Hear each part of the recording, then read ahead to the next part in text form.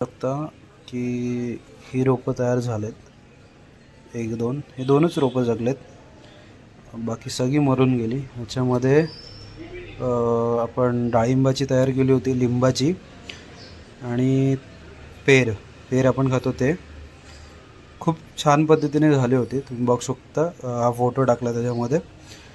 पण त्याच्यानंतर ती रोपं तर झाली तयार, पण आहे ना हळूहळू ती वाढ होत होती. पण काय कळे ना, इथे ना अशी पाखरे यायची पांढरीसारखी आणि मुंग्या, त्याच्यामुळे सगळी ती मरून गेली. फक्त हे एक राहिलं आहे, हे आणि हे आहे लिंबाचं, हे आहे पेर आणि हे कसलं आहे, हे पण आहे, मला वाटतं पेरच आहे. हे किती झालं होतं ते पण मरत चाललं आहे. म्हणजे एवढं चांगल्या पद्धतीने होतं आणि ते मरतं ना, तर थोडंसं जीवाला लागतं.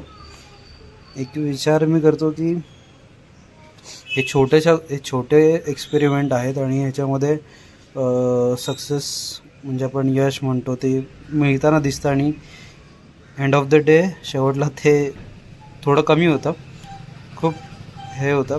पण विचार करा, जो शेतकरी असतो तो एवढी मेहनत करतो आणि ज्यावेळेस त्याचा लॉस होतो, शेती पाण्यात जाते किंवा काही होतं, त्यावेळेस त्या लोकांची स्थिती काय असेल जराही विचार करू शकत नाही आपण त्या गोष्टीचा.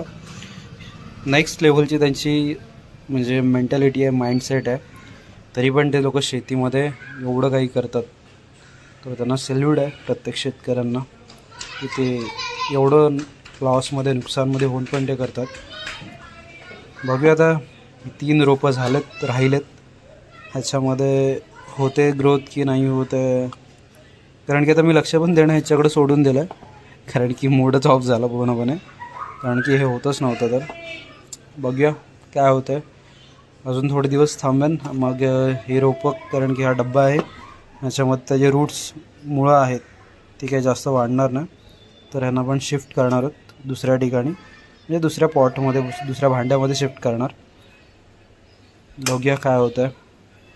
भेटूया पुढील व्हिडिओमध्ये, ह्याची पण अपडेट देईन तुम्हाला. आणि चॅनलला सबस्क्राईब करा आणि काही गायडन्स असेल जे ह्याच्यामध्ये मला हेल्पफुल होईल तर प्लीज कमेंट करून सांगा. आणि अजून एक तुम्हाला काही दाखवतो.